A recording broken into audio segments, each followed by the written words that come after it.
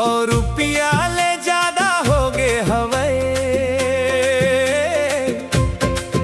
औ जांगर के घर ही हा पहली ले आधा हो गए हवे। बनिहार मन गम्मत तो नहीं करत है, देखेला पर थे कमैया मन किशन मालिक मन राधा हो गए हवे।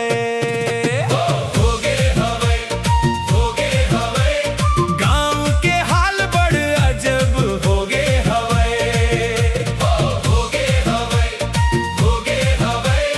देखत देखत सब उल्टा हो गए हवे।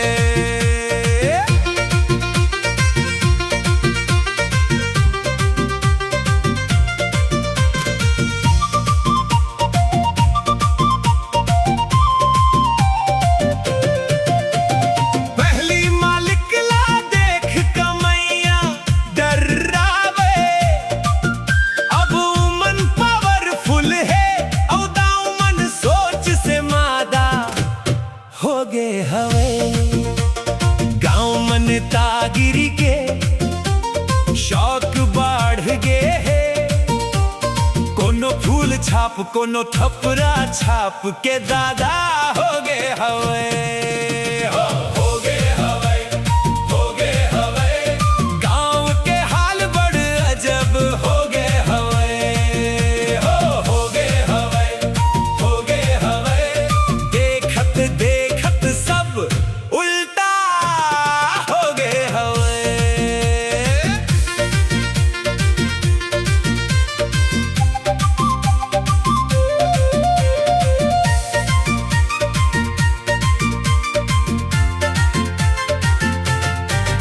सरकारी दारू के नरवा हर गांव में खल खल बोहात है।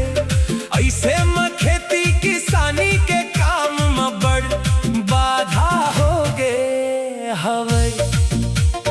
गाय गरुआ छोड़ दिन अब कुकुर पोसत है। देसी मुर्गी किस विदेशी नस्ल के चंदा हो गए हवे। मोबाइल हर अब खेत के हल बैल बन गए हैं।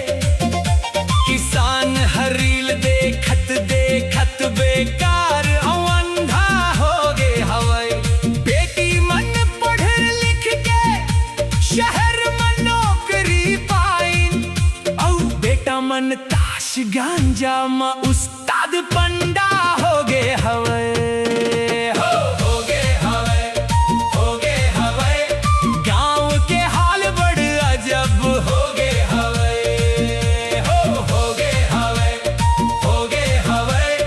देखत देखत सब उल्टा हो गए हवे।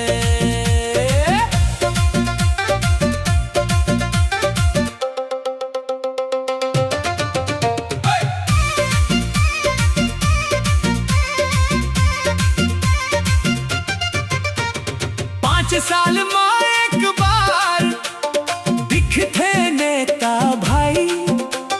काम के जगह सिर्फ बैनर झंडा हो गए हवे।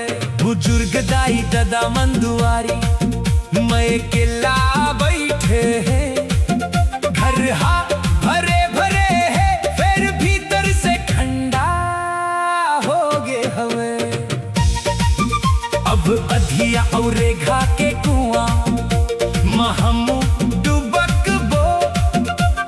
काबर की पोगरी के दरिया निचट गादा हो गए हवे। मान सम्मान के रद्दा लगाव वाले मन पाट डारे है। तभे गांव त्याग के शहर में बसे के इरादा हो गए हवे।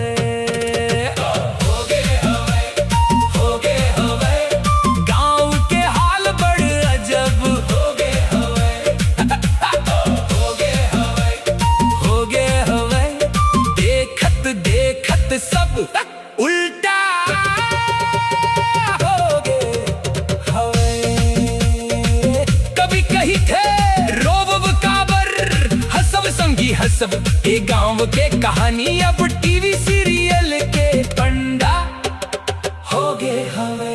जब तक जागबो तब तक बहुत देर हो ही सुते सुते सपना देखत